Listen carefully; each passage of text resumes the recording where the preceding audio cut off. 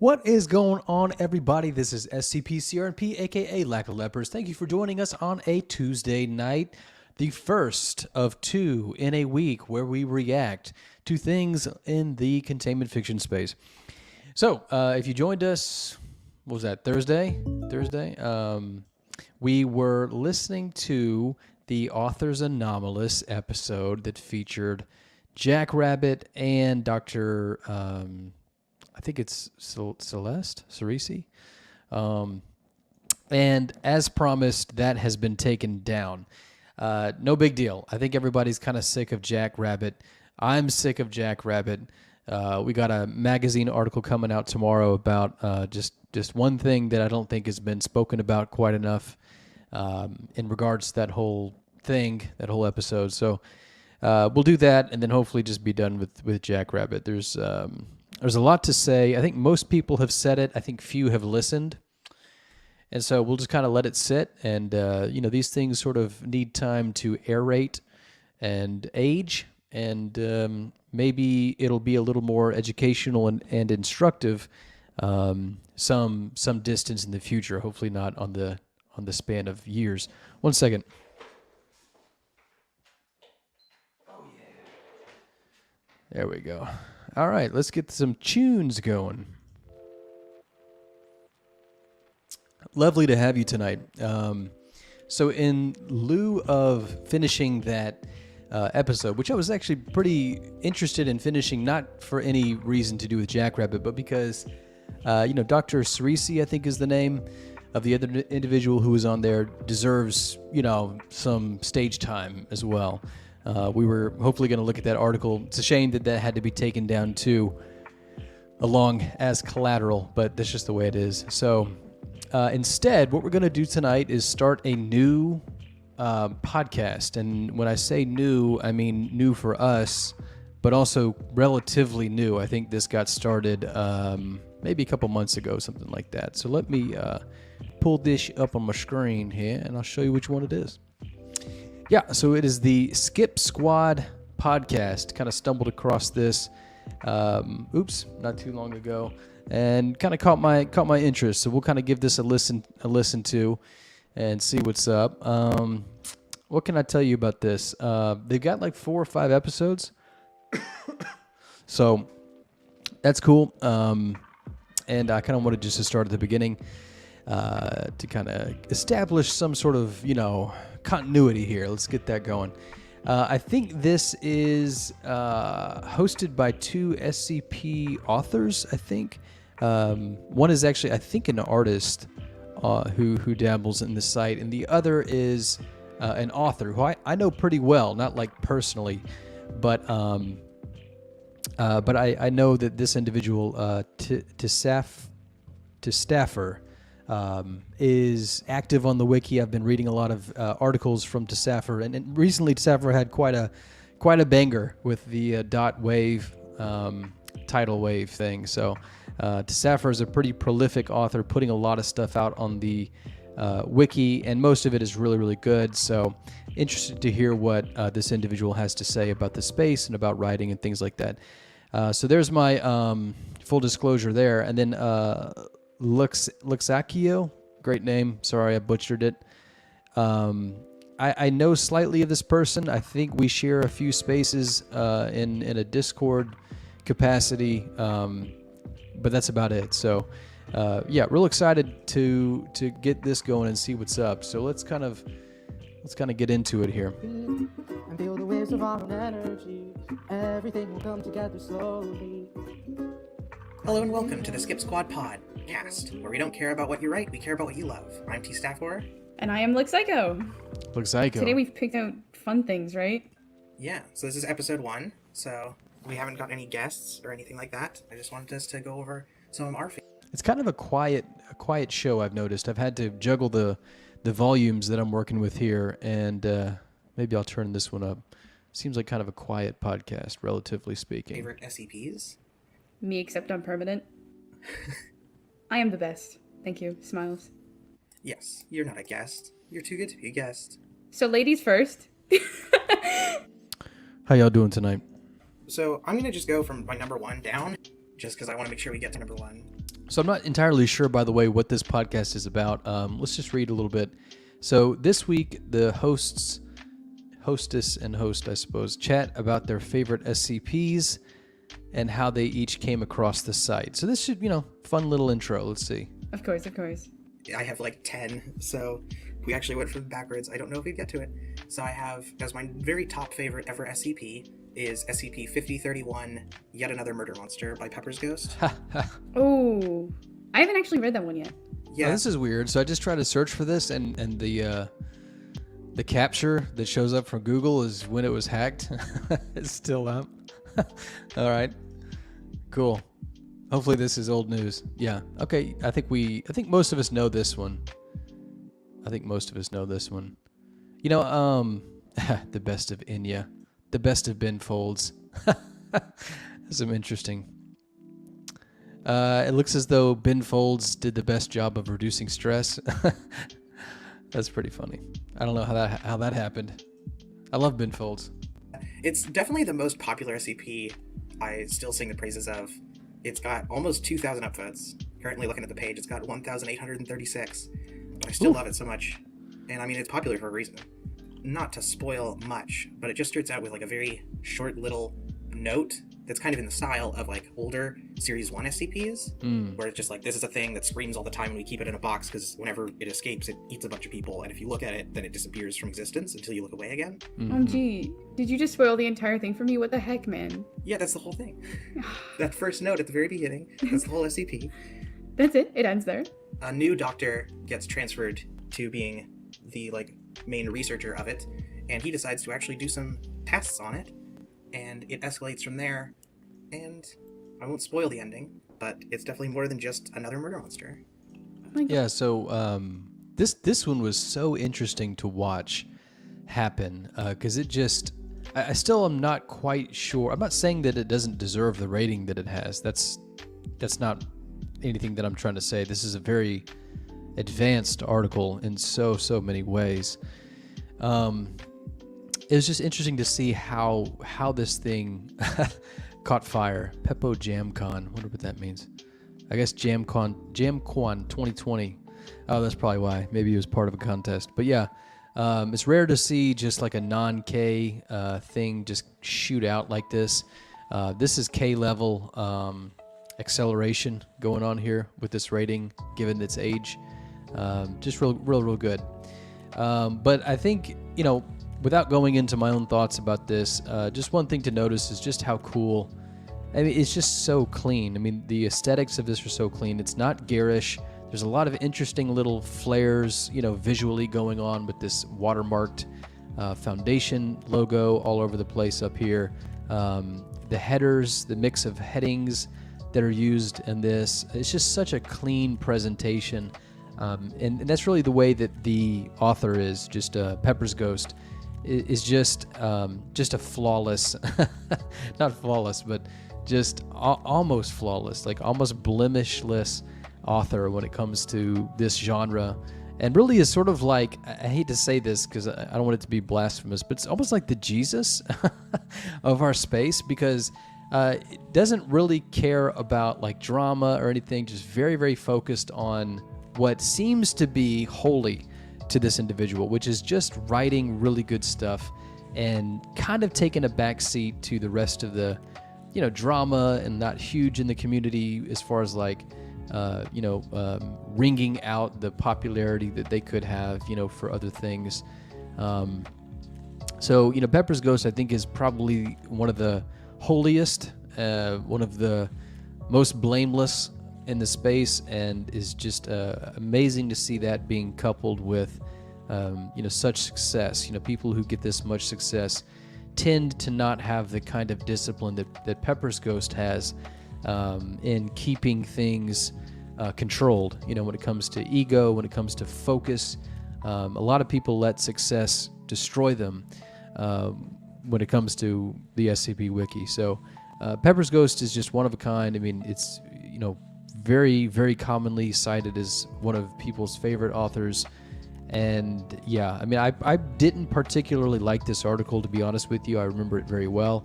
But even without liking it, it's hard to to not appreciate it because, like I said, I mean, this is just so pristine. Everything, the visuals, the presentation, the flow, the narrative, the characterization, the clinical tone, the creativity, the originality, once again, the presentation, and then also the structural and architectural brilliance. I mean, you basically take, that old trope of a thing that does a thing, you kind of give it its own little section, you page break it, and then you kind of go off in the new direction of the wiki. So yeah, it's really all about that. It really is a statement about, it's a juxtaposition of past and present. So just once in a generation kind of author here.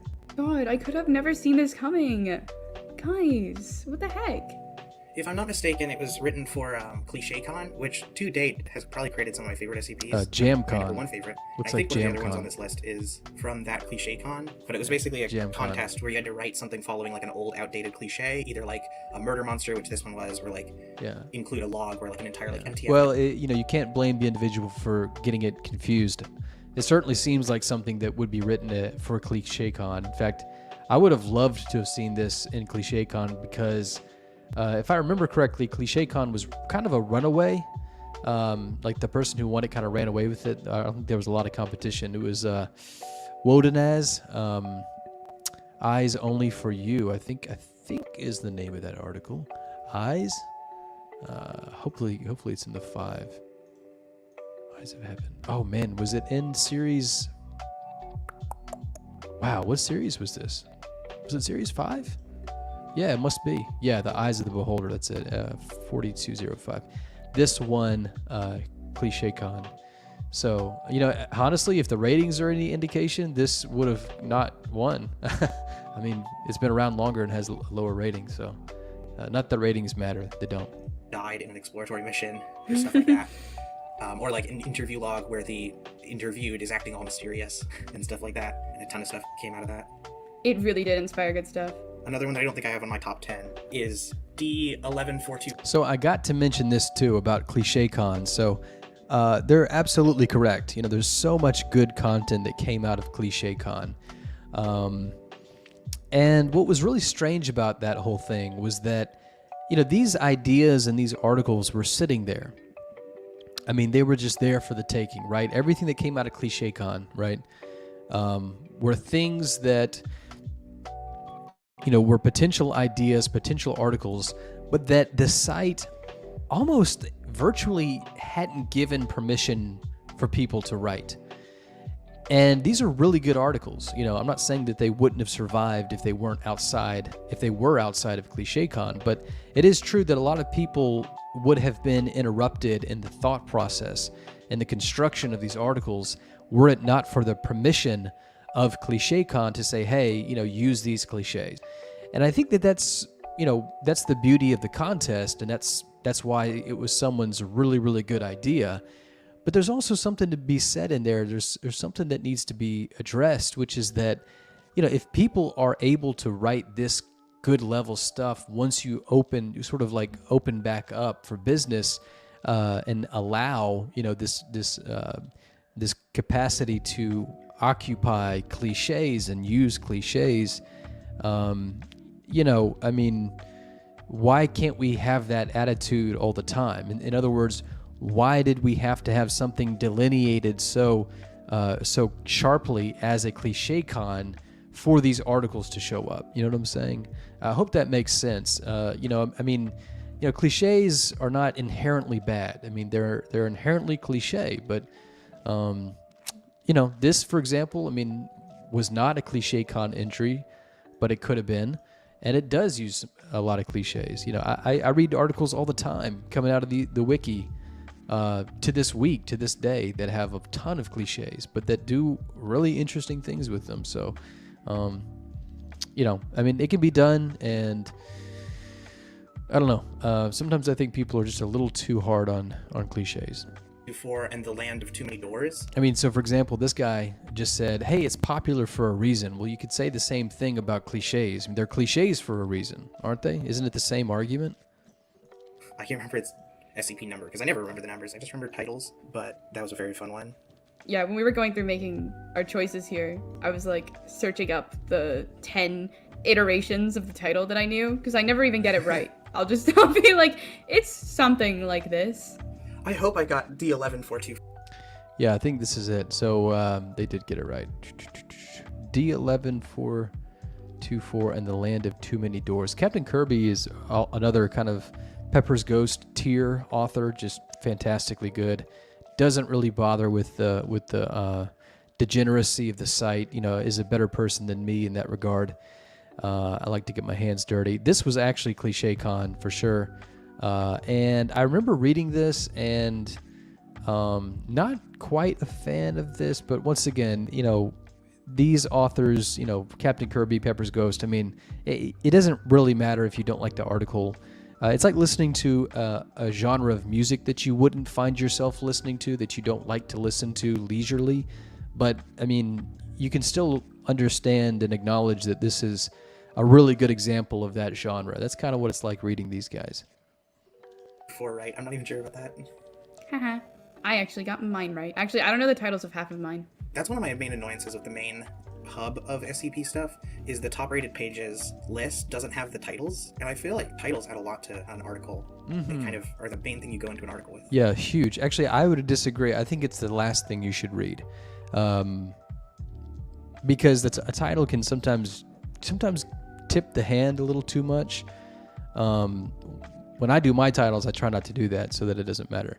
But the way I read an article is I read it and then kind of digest it all, and then I go look at the title, because sometimes that can help you kind of understand it. But sometimes it's the tell of the article, and so it's probably a good idea to read those last. Yeah, I also wish it was visible from the article, right? Because you can. And that's what I used to do. So I'm contradicting myself a little bit here. But if you go to RPC, this is when I started doing this, is that I would, because the way I write titles, like I said, is, let's do it this way. Authors. The way I write titles is so that nothing is really given away. If you happen to see it first, I'm very careful about that. And so I agree with these people. I think that putting a title in is a shame that when you typically go to your average SCP, there's not really a place for it, which I actually appreciate, because it wouldn't make a lot of sense in universe to do that. So the way I sort of reconciled those things, let's just go to a random article here, is that I would just put the whole thing in a tab and then give it a code name, because in universe these people would have figured out a little bit about an anomaly, and gathered a lot of information about it before it actually received its official and proper designation number. And so this is how they would do that. They would code name them. So the code name of this one is blah blah blah. It became RPC blah blah blah. And so that's how I did this. And so my articles on RPC will always have this sort of introducing it, which is the title of the article if you go to the archive or the series. And of course all my articles have the rating collapsed as an option, which I think is the way things should be too. Look on the list of numbers, and then you just won't find, like you'll have the name, but when you open up the actual article, all you get is the number, so you don't really know what you might be getting into. Right. Yeah, I think that's... Which once again, I think is, unless you can squeeze it in like I did, which I think is a pretty fair justification. I think I thought through that pretty carefully, so that I wouldn't be running afoul of my own demands, my own principles. But yeah, unless you can find a decent way to fit it in there, you shouldn't just have the title up top. That just completely immersion breaking. There's no reason why it would be there. Still like a carrying over from kind of the initial gimmicks of the wiki, where hopefully people would stumble across it and think it's an actual real government site. Yep. Mm-hmm. Sadly. What is yours? So this is something that I talk about so much. I hate to do this. It's not, to people listen to that, they understand that was sort of one of the aims of the original SCP wiki, is to make it is really called the suspension of disbelief, and to make it where it could, if you squinted your eyes and sort of let yourself have fun, it could seem like it is a place you shouldn't be, a government entity. And people these days in the wiki don't understand that. They don't understand really the purpose of that and the deeper part about that. It's not just about making, the point of that is not to make kids go is SCP real? SCP real? That's not really the point of that. There's something a lot deeper to it. And the best way to capture that is to, when you talk about like movies, when you talk about like theater productions, or when you talk about somebody writing a novel, all of these things require a certain amount of realism to go into them before they can be good. So, for example, if we go to YouTube and type in expert analyzes scenes movie, all of this stuff is all over YouTube. Forensics expert examines 20 crime scene investigations from film and TV. Disease expert breaks down pandemic scenes. The reason why these exist and why they're very popular is because, you have this sort of expert coming in, this sort of person who has this competency and this realism in this expertise to come in and criticize these things. And it's a good thing in these videos when they're like, hey, that's amazing, like 10 out of 10, like 9 out of 10 realism. Like, there's something to be said for that. When you have a movie that doesn't care to do anything like that, doesn't do research, because it's effortful, it takes some time. When they don't care, that's just bad writing. It's just sloppy. And so there's a certain amount of realism and believability that goes into any art form and keeping it that way. And something that, we use to refer to that in the containment fiction space is called immersion. And that's sort of a poo-poo word now, but that's really the name of the game. It's not about making kids go, ooh, SCP real out of confusion. It's about adults going like, wow, this is believable out of understanding. Top article. So, I lied. My first one is actually also a Pepper's Ghost thing. Apparently, we may as well call this the Pepper's Ghost episode. I already know who we need to get on. It's a Pepper's Ghost fan cast. All we know here is Pepper's Ghost. I think you'll know it immediately. It's SCP-2030, also known as Laugh is Fun. Laugh is fun. I've never read this. I have never read this damn thing. And it's relatively short. This being a Series 3. Which is such an iconic one. The 2000s were so important to the site. But 2030 is essentially I'm sure you know, but if you don't, a show called Laugh is Fun that has this host, and it gets like shock horror. They do a lot of funny things, but there'll still be like a laugh track, or funny things. They do horrific things, and then everyone's like, they're clowning around. It has the best image on the site ever, which, by the way, if you don't know, it's a man climbing out of a shower. It's a picture of That's Pepper's the best Ghost. image of the site? That is the author. That is the author. Himself. Wow. Yeah. They dressed up in a nice suit. I'm pretty sure. I'm like 90% sure Look at that. This is hilarious. What the hell are you doing with that shower curtain? What is going on with that thing? I'm kidding with you. But seriously, get that thing out of there. That's ugly as hell. And yeah, I figured that was the author. I know I've seen Pepper's Ghost before. I saw them do a video interview, I think with V. Sherm on one of their video podcast episodes, where they took turns reading something in Series 5 that Pepper's Ghost wrote, pretty shortly after winning that contest, about dreaming, and some sort of like Japanese theater. I don't know. Pretty good article. That is a fact. And it is so funny to me. Like, imagine being like, oh god, I'm writing this really cool SCP about gore. Time for me to dress up in a fancy blue suit, hop in the shower, and climb out. Really. You have to applaud Pepper's Ghost for their creativity. Yeah, and it almost looks as though this right hand is like clasping onto the shower curtain for support. Just not happening in real life, obviously.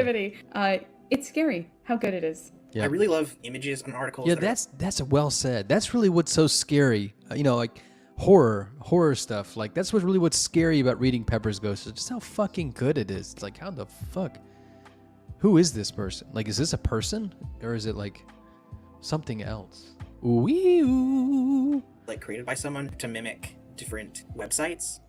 Another of my favorite SCPs is Jack, I think it's just what it's called, or maybe like Psychopath Social Media or something, but it's about a website called Jack that only people who have murdered at least one person in their life can access, and anyone else who looks at it gets a mimetic kill agent. Wow. And there's a bunch of pictures of the website on.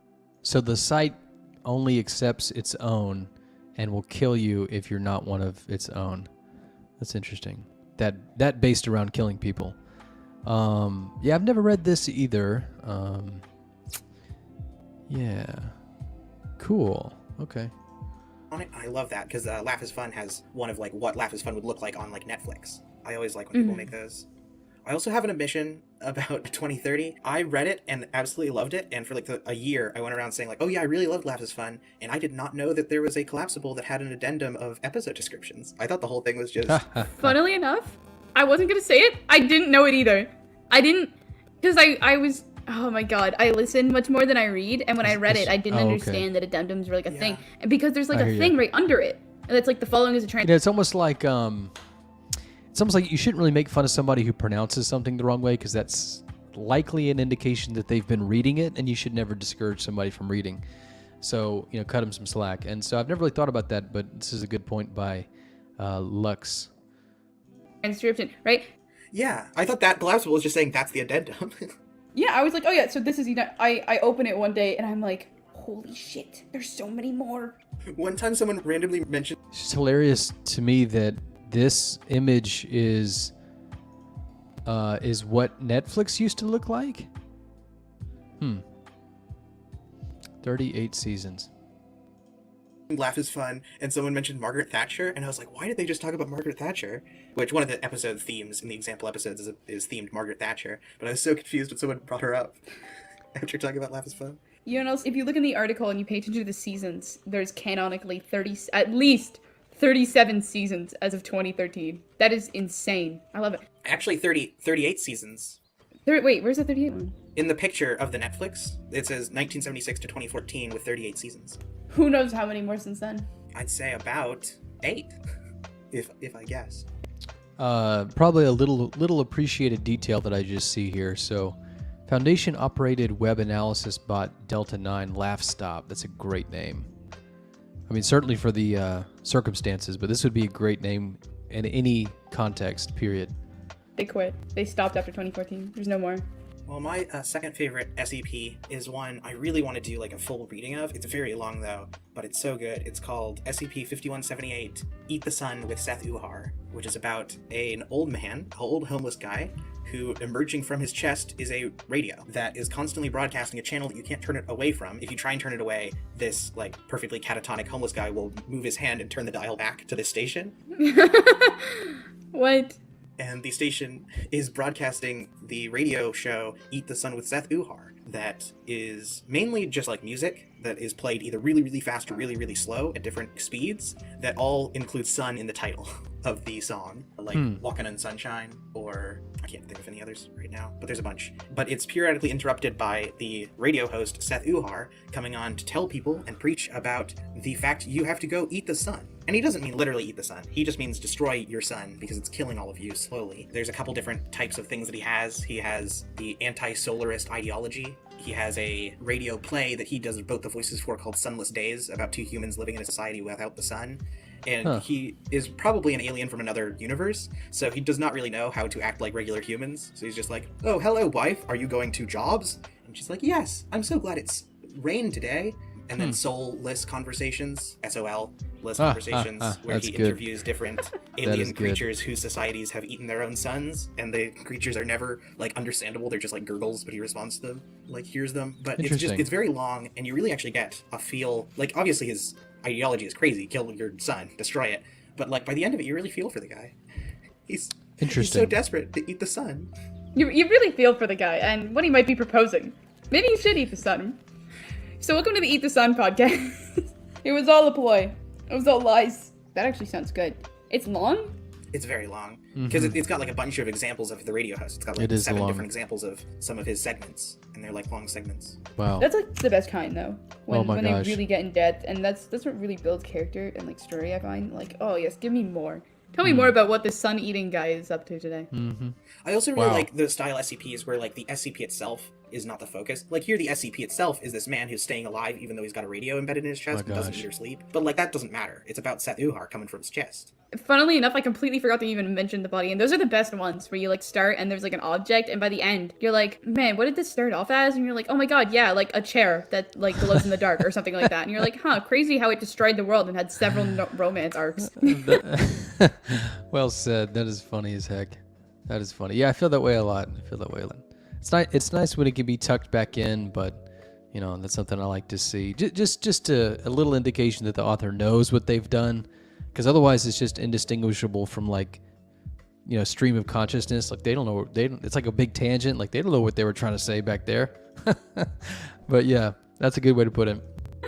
And I think you get the best of both worlds there too, because like if you read like a Series 1 SCP, they're still fun because they're like mysterious objects, but there's not really any more meat after that. But like these ones still have that like Series 1 charm of like just this object that does this weird thing, but then also adds on with an actual like story behind it. Absolutely. I suppose I should go on with my second one. So once again, it's a Pepper's Ghost article. Pepper's Ghost Fancast, back at ya. You know, Pepper's Ghost is a artist's artist. You know, he's a writer's writer. You know, that's why he's so good. Yeah, they're all Pepper's Ghost. No, and this one also pretty well known. Takes ever. I don't think you would know it though. This is just a little bit out of your range. It's just a small article. It's called SCP-4000. It's not got much to it really. I don't think many people read it, but essentially, if you can even begin to imagine, it's about these fae. And it comes from sort of Celtic views of what fairies are, which we call the fae, and the idea that names hold great importance. But the Foundation finds a way to meet these people, and it's so cool, and like, you can't refer to them. Like, if you called them fae twice, I guess you'd just combust and die. I don't know.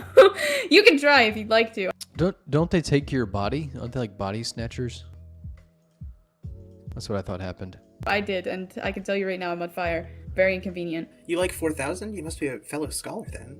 Oh my god, right? That always makes me think about like, so there was like this, you know, back when Andrei Duxin was assaulting the Russian branch of the SCP Wiki and, you know, trademarking the SCP logo and things like that.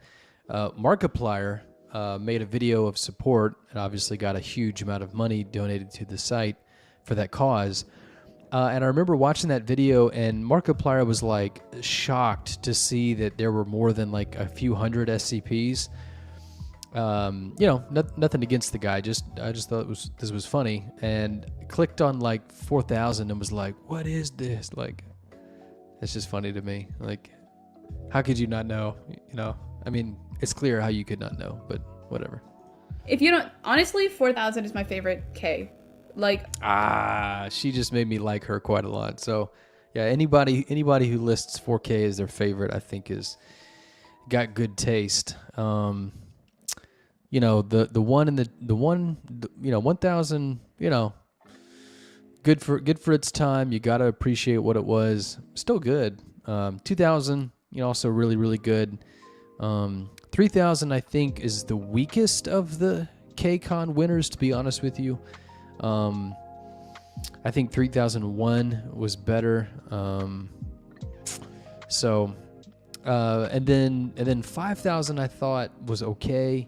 And then 6000 I thought was somewhere between 5000 and 3000. But 4000 to me is just like easily number one. I mean, it's so sophisticated. And maybe that had something to do with the fact that I was watching very closely when it was posted. I was watching the contest very closely, and it just flew circles around everything else. I mean, even the DJ Cactus article, which I think was leading when it was released, and it just blew it out of the water. I mean, it wasn't even close. And then I felt bad for IHP, whose article I was rooting for, because IHP had included a little bit of code in their entry, which was a future imperfect, which I think is now SCP-41 4100. Yeah. So, why does this link to? Oh, because this is SCP Explained. I'm sorry. Yeah. So this is a bit of code that IHP asked me if he could use. It's right here. It actually uses the same exact thing that I did, which was just a plus sign as the show. and then did some type.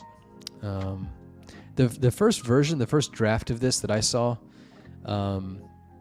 referred to this like thing coming in here, in like a really cheesy way. Like it had some Lovecraftian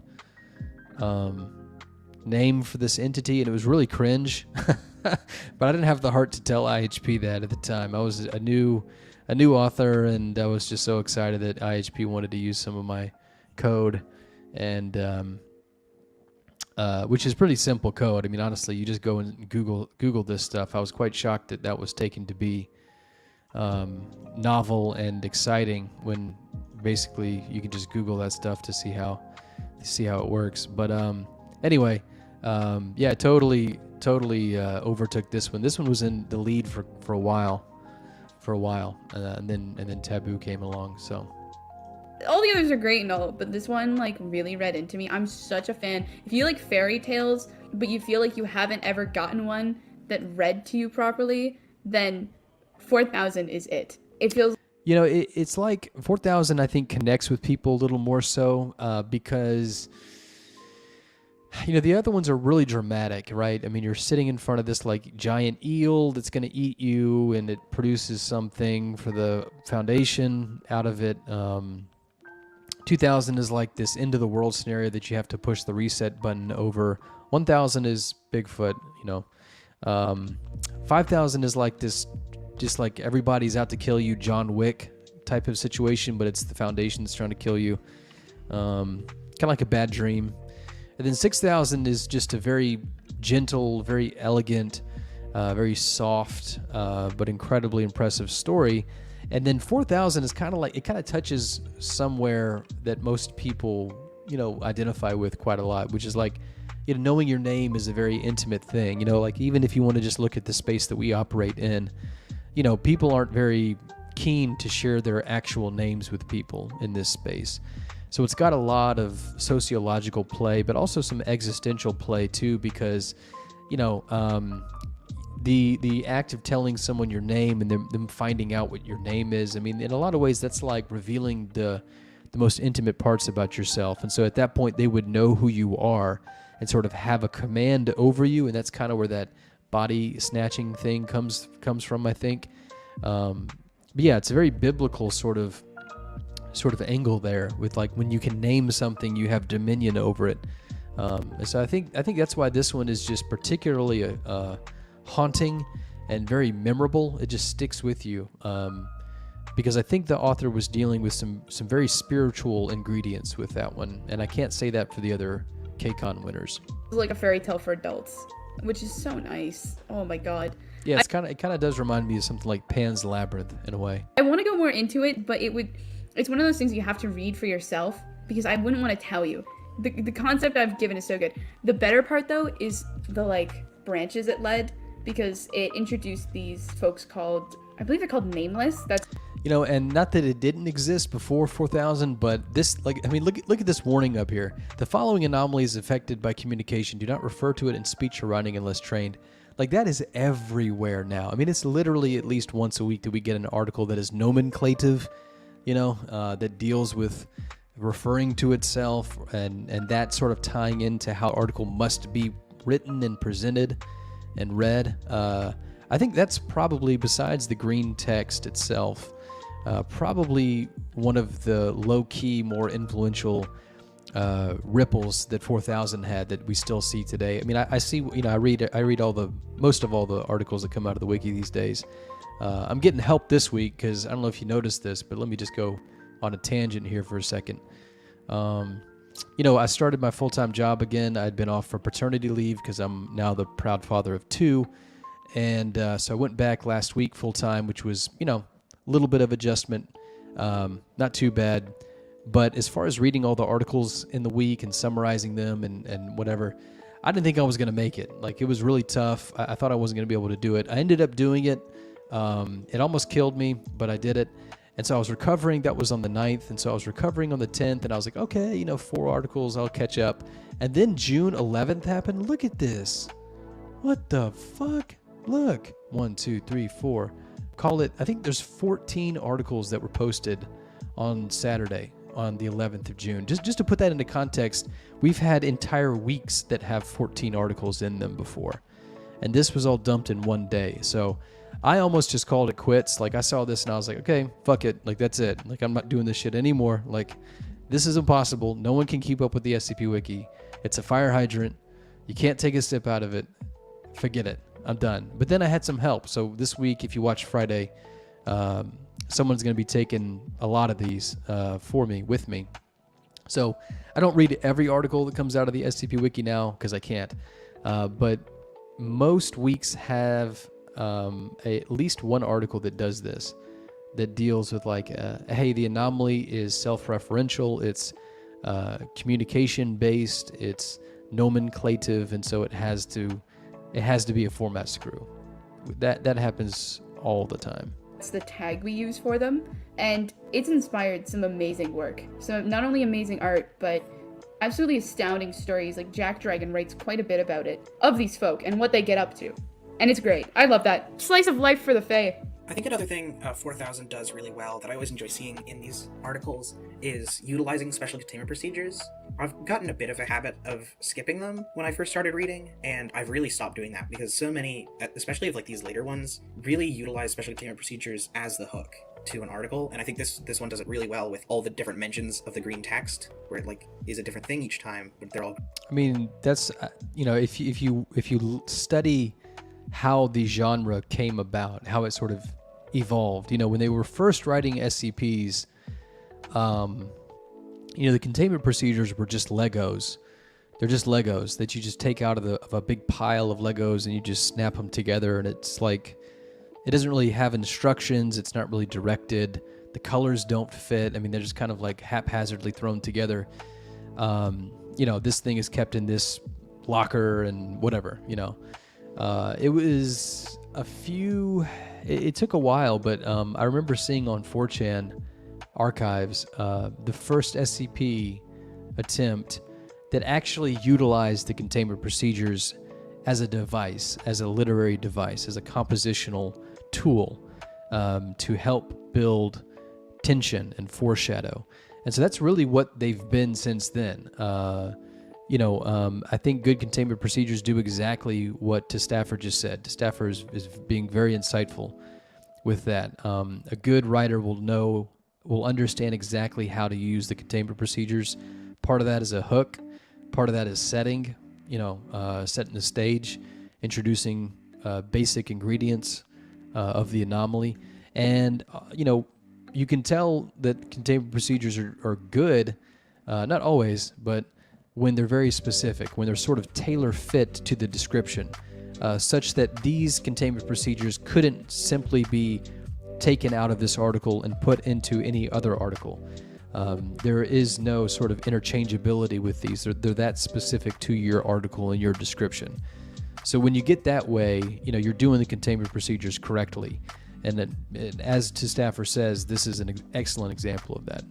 Green text, and just from like the special containment procedures, you get so much info. Such an interesting hook, by the way. Like, it gives so much information, but I wouldn't necessarily describe the special containment procedures as a major hook. Like, they're good, but it's not like, if it was just plain or something, I feel like it wouldn't have worked. But like with the green text, it's so interesting because it's not often that we get visually grabbing things. Like the last time it was done, it was probably like 2521, right? Where it uses images instead. It's very unique to once again see something like this being played out. I love these hosts. I am really impressed with Saffir and Lux. I'm sorry, Lux. I'll just call you Lux. I'm sorry. This is really good thinking. I just love the way they're talking about this. You know that I watch a lot of stuff in this space, and I don't think that even someone like, no offense, I don't think that even simply creative people get this technical in the discussion, as to why these things are good things. I think these are some real thinkers here. I love that. I'm going to subscribe to them.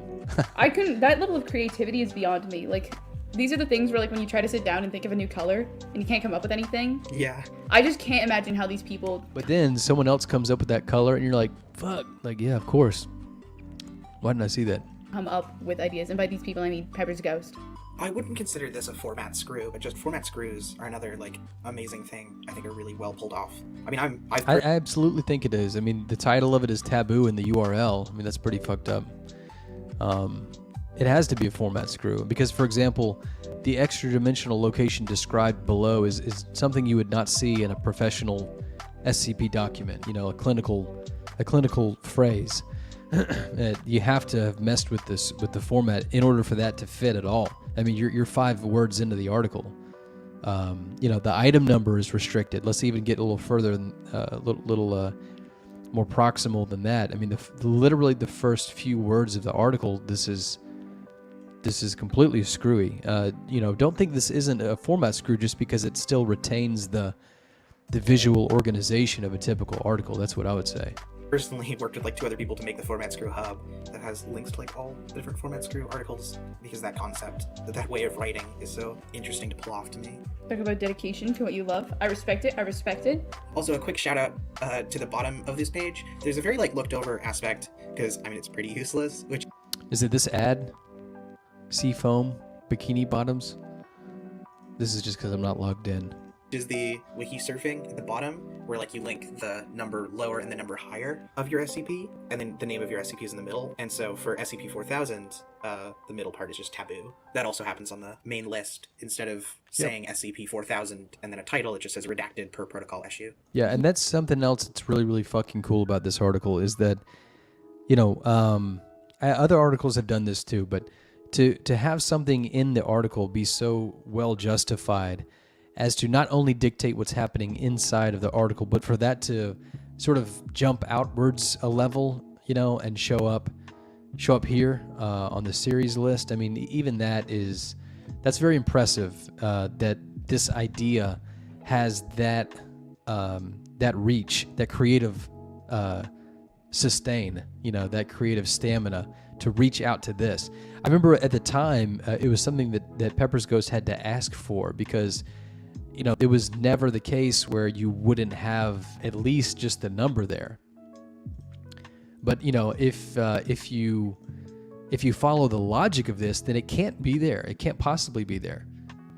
And so I think Peppers was able to sort of ask the staff and posit this to the staff, you know, to have it to where they wouldn't even list that. And so I think it was a convincing enough argument, don't you? I mean, they basically took it. I'm trying to find my comment in here because one thing I'm very proud of is that I read through this. Of course, I was like everybody else who read this. I mean, as I remember exactly where I was when it was, when I read this. And I remember just pouring through it, just like not being able to I was not able to stop reading this article, which is a winner. But I do remember catching a few inconsistencies in it, and I let Pepper's Ghost know about those, and I think that's when Peppers fixed these. And I'm sorry that I'm kind of slow here, but I'm trying to find. I can't search for my name because you know what I can do, because it's deleted. Let's do this. Account deleted. Let's just do this. Deleted. Adriatica decided to post here. Interesting. If y'all don't know the story about Adriatica, that's certainly something that we could talk about one day. There's Admin Bright celebrating it. Oh well, I guess I'm taking too long for this. This is probably really boring. I just know that I did this. Please don't have me had dreamed this. I don't want to dream this. Yeah, this is a fucking good article. I mean, there's just no doubt about it. Okay, let's keep listening. Yeah, it's so nice. Oh, this article has like a few Easter eggs in it, which is great. Like I know that there's some point in this article where you can find an entire other page that has like a bit of a poem. Very cool. Yes, so many articles have those. Like SCP-5000 has such like a mystery box style design where you can find like more stuff in the article. Never greet someone with yo. That's what this article teaches you. That's what I would consider the moral of the story. If you meet someone, say yo. If you're an eldest child, fuck out of here. That's not gonna make any sense, but yeah. So my third favorite is SCP-4634 Out of Order, which was the first ever article I read with my all-time favorite containment class, the basic ones are Safe, Euclid, Keter, but this one introduces Archon, which is basically, it could be contained, but the world is better off if you don't contain it, which, this one is funny because it's just out of order signs that if you put on a door. Really? Did Malice do that? Let's go back. Style design, where you can find like more stuff in the article. Never greet someone with yo. That's what this article teaches you. That's what I would consider the moral of the story. If you meet someone, say yo. If you're an eldest child, fuck out of here. That's not gonna make any sense, but yeah. So my third favorite is SCP-4634 Out of Order, which was the first ever article I read with my all-time favorite containment class, the basic ones are Safe, Euclid, Keter, but this one introduces Archon. Okay, sorry, I've been distracted the whole time, and I flew past myself. This is me. Doesn't the last quote constitute a breach? Because they actually calls it SCP-4000. So you couldn't have that in the article, and you also couldn't have that on the series list, and so that's why Pepper's Ghost was able to get away from it. But yeah, Pepper's Ghost says, thanks for that, I fixed it. The SCP-4000 error is especially embarrassing. So I was very proud of that, because I caught that, hey, say what you want about me, but I read an article pretty damn close. Pretty damn carefully, so... Yeah, this is a mesmerizing entry. There's so much subtlety here, so much to be genuinely unnerved by. You've got a great mind for this stuff. I haven't been affected by an article in this way since the very first SCP I read. Yeah, which is still true to this day, I think, in so many ways. Okay, so I really, really enjoyed this podcast. I didn't think I would like it this much, but I really, really do. So we'll definitely finish this. We're about 17 minutes in. We're about at the hour mark for today. So we'll call it here. I think we're at a nice stopping point. We'll pick up after Taboo again. And I just want to thank you for joining. This has been a lot of fun already, so I'm excited to see how this goes. And I just appreciate you joining. You know who you are. Thank you very much. And we will do this again on Thursday night. Same time, 7:30 p.m. CST.